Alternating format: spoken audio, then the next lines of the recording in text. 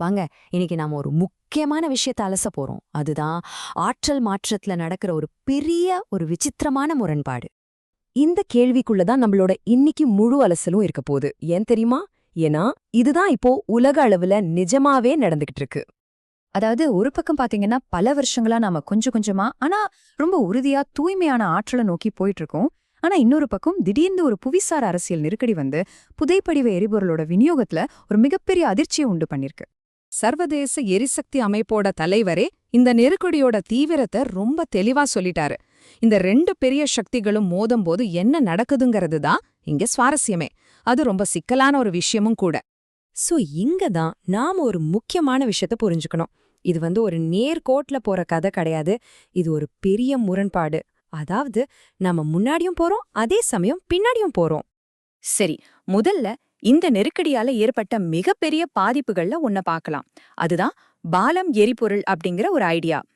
இப்ப பாருங்க, இந்த திட்டம் கேக்குறக்கு ரொம்ப நல்லா இருந்துச்சு. அதாவது நாம முழுசா புதுப்பிக்கத்தக்க ஆற்றலுக்கு மாறுற வரைக்கும் அதுக்கு நடுவுல ஒரு பாலமா இந்த எல்என்ஜிய பயன்படுத்திக்கலாம்னு நினைச்சாங்க.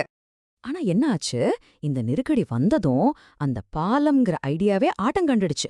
உடனே ரொம்ப அவசரமா அதிக கார்பனை வெளியிடுற நிலக்கரிக்கே திரும்பவும் போக வேண்டிய ஒரு நிர்பந்தம் வந்துடுச்சு. இதுல இருக்கிற நீண்ட கால ஆபத்து என்னன்னா, இந்த மாதிரி அவசரத்துல ஆரம்பிக்கிற நிலக்கரி ஆலைகளோட ஆயுட்காலம் 30 to 40 வருஷம். அப்போ பல பத்தாண்டுகளுக்கு நாம கார்பன் உமிழ்வுல சிக்கிக்க வேண்டியதுதான்.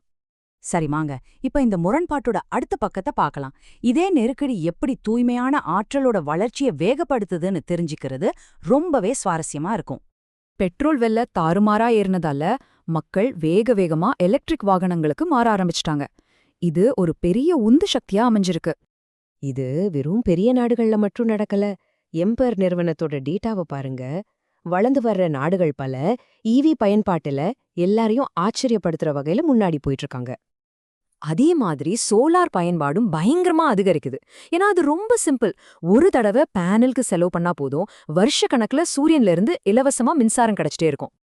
ஆனா இந்த திடீர் வளர்ச்சியில சில புது சிக்கல்களும் வருது.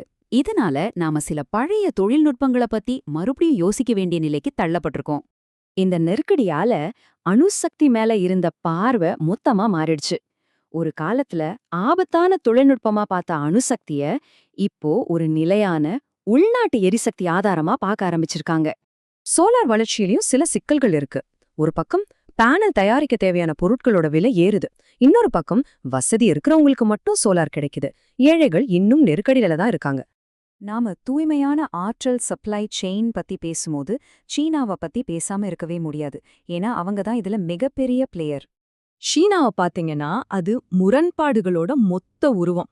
ஒரே நேரத்துல உலகத்திலேயே அதிகமா நிலக்கரி பயன்படுத்துற நாடும் அதுதான், அதிகமா தூய்மையான ஆற்றல் கருவிகளை உற்பத்தி பண்ற நாடும் அதுதான். இதனால ஒரு புதிய புவிசார் அரசியல் நிலைமை உருவாகுது. அதாவது நாம தூய்மையான ஆற்றலுக்கு மாறும்போது ஒரு விதமான சார்பு நிலையிலிருந்து இன்னொரு விதமான சார்பு நிலைக்கு தான் போறோம். ஒருவேளை வரலாறு நமக்கு இங்க ஒரு வழியை காட்டலாம். இதுக்கு முன்னாடி 1974ல நடந்த எண்ணெய் நெருக்கடி தான் ஒரு முற்றிலும் புதிய தொழில்நுட்ப புரட்சியான ஐடி புரட்சிக்கு வழிவகுத்தது.